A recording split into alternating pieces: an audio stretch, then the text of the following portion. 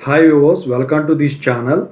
So ఇప్పుడు నేను చెప్పబోయే జాబ్ నోటిఫికేషన్ వచ్చేసరికి బీటెక్ వాళ్ళకు, డిగ్రీ వాళ్ళకు కూడా ఎలిజిబుల్ అండి.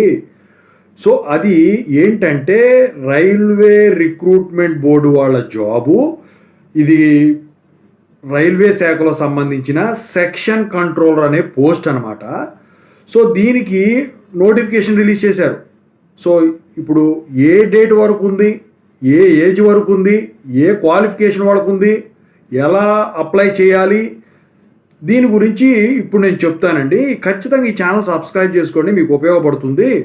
ఇంతవరకు ఈ వీడియోని లైక్ చేయని వాళ్ళు లైక్ చేయండి, హైప్ ఇవ్వడం వాళ్ళు హైప్ ఇవ్వండి, ఖచ్చితంగా అయితే షేర్ చేయండి. మీకు ఆ డౌట్స్ ఉంటే కాల్ మీ ఫోర్ ద్వారా కాల్ చేయండి. తెలుగు ఇంజనీరింగ్ ఎడ్యుకేషన్ టెలిగ్రామ్ ఛానల్లో జాయిన్ అవ్వండి. ఇక టాపిక్లో వెళితే ఈ సెక్షనల్ కంట్రోలర్ జాబ్కి వచ్చేసరికి ఈ ఆన్లైన్లోనే మీరు అప్లికేషన్ అనేది సబ్మిట్ చేయాల్సి ఉంటుంది. అయితే ఈ online submission of application date starting వచ్చేసరికి 15th September 2025. అయితే closing of online submission of application date వచ్చేసరికి లాస్ట్ డేటు 14th October 2025. ఈ ఫీ పేమెంట్ క్లోజింగ్ డేట్ అయిపోయిన తర్వాత లాస్ట్ డేట్ వచ్చేసరికి 16th October 2025. అయితే modification window for correction in application form with payment of modification fee date వచ్చేసరికి 17th October 2025 నుంచి 26th October 2025 వరకు ఉందండి.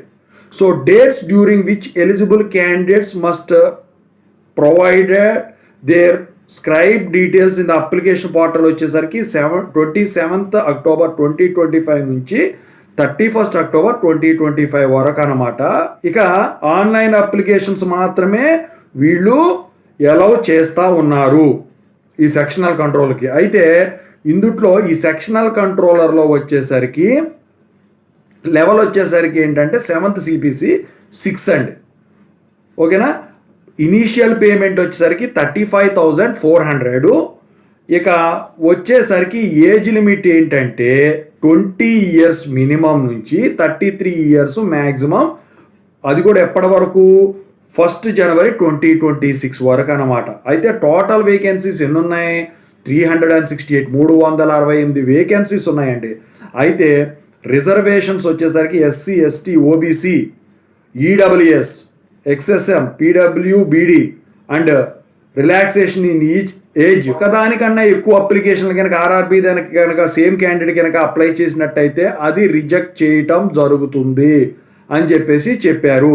అయితే బీటెక్ వాళ్ళు ఎలిజిబుల్ అండి, డిగ్రీ వాళ్ళు ఎలిజిబుల్. స్టేజెస్ ఆఫ్ ఎగ్జామ్ వచ్చేసరికి ఏంటంటే single stage computer based test ఉంటుందండి, అది కూడా.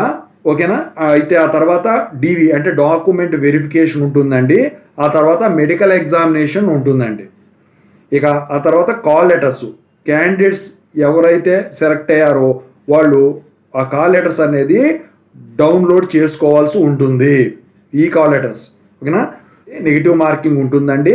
నెగిటివ్ మార్కింగ్ వచ్చేసరికి 1/3 మార్క్ డిడక్షన్ ఉంటుంది. ఓకేనా. సో ఒక రాంగ్ ఆన్సర్కి. ఇక ఆ తర్వాత నార్మలైజేషన్ మార్క్స్ ఉంటాయి, CBTs మల్టిపుల్ షిఫ్ట్స్ కాబట్టి. ఇక షార్ట్ లిస్టెడ్ క్యాండిడేట్స్ ఎవరైతే ఉన్నారో ఈ డాక్యుమెంట్ వెరిఫికేషన్స్కి వాళ్ళని RRB వెబ్సైట్లో వాళ్ళ పేర్లు లిస్ట్ ద్వారా రిలీజ్ చేస్తారు. మళ్ళీ SMS, ఈమెయిల్ మీరు ఏదైతే ఇచ్చారో, ఫోన్ నెంబర్ ఏదైతే ఇచ్చారో దానికి SMS పంపిస్తారు.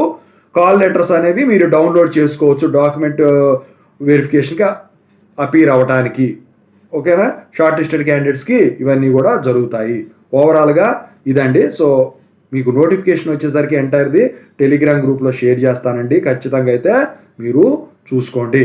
ఇది మంచి జాబ్ అండి, ఖచ్చితంగా అయితే అప్లై చేసుకోవడం మంచిదని నా అభిప్రాయం. ఓకేనా. Thank you so much.